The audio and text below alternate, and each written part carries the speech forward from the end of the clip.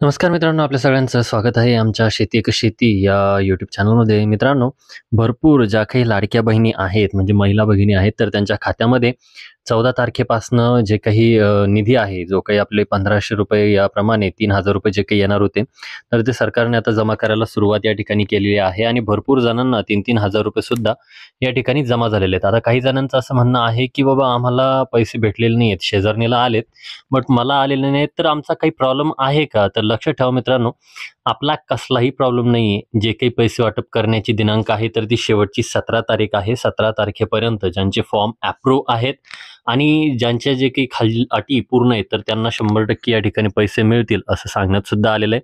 तर 17 तारखेपर्यंत आपल्याला वाट पाहायची आहे. हा व्हिडिओ नीट पहा. तुम्हाला महत्त्वाची माहिती या व्हिडिओमध्ये आपण सांगणार आहोत.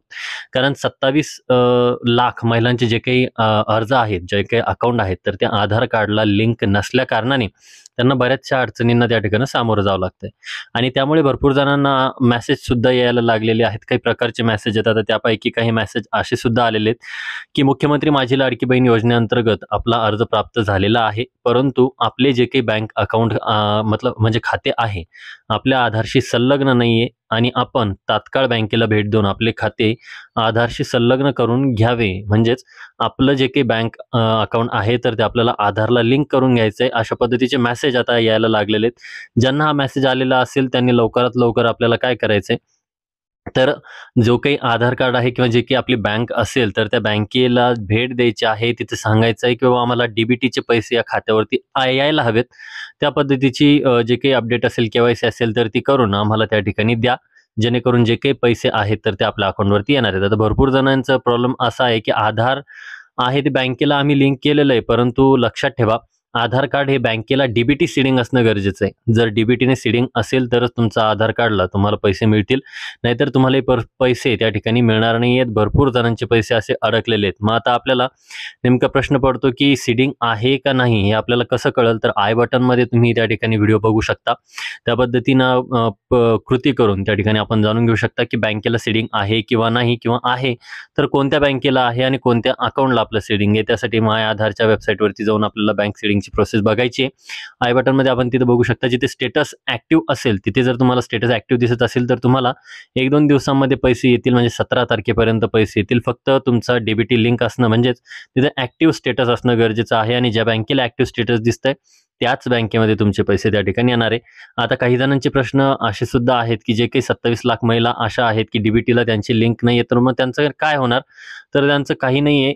काही जणांना इथे कोणतीही बँक दिसत नसेल, जे काही त्यांचे प्रॉब्लेम आहेत, तर तिथे बँक नसेल किंवा इनॅक्टिव्ह दिसत असेल किंवा नो रेकॉर्ड फाउंड त्या ठिकाणी दिसत असेल, तर लक्षात ठेवा त्या ठिकाणी आपल्याला बँकेशी संपर्क साधायचा आहे. बँकेनं जर जास्त दिवस किंवा लेंथली प्रोसेस आपल्याला सांगितली असेल, तर आपल्याला सरळ-सरळ पोस्टामध्ये जायचं आहे आणि तिथे अकाउंट ओपन करून घ्यायचं. म्हणजे इंडियन पोस्ट पेमेंट बँकेचं जे की डिजिटल अकाउंट असतं, त्याला आधार लिंक ऑटोमॅटिकली होऊन जातं आणि तुमचा जो काही आधार सीडिंगचा स्टेटस सुद्धा असेल, तो सुद्धा ॲक्टिव्ह होऊन जातो.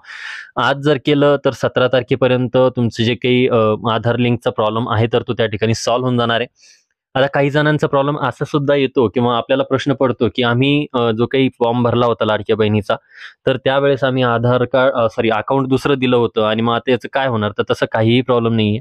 हे जे काही पैसे येणार आहेत, तर ते डी म्हणजे डायरेक्ट बेनिफिट ट्रान्सफरच्या माध्यमातून येणार आहेत आणि हे जे काही पैसे आहेत, तर ज्या अकाउंटला तुमचा आधार लिंक असणार आहे, डी सीडिंग असणार आहे, तर त्याच अकाउंटमध्ये हे पैसे मिळणार आहे.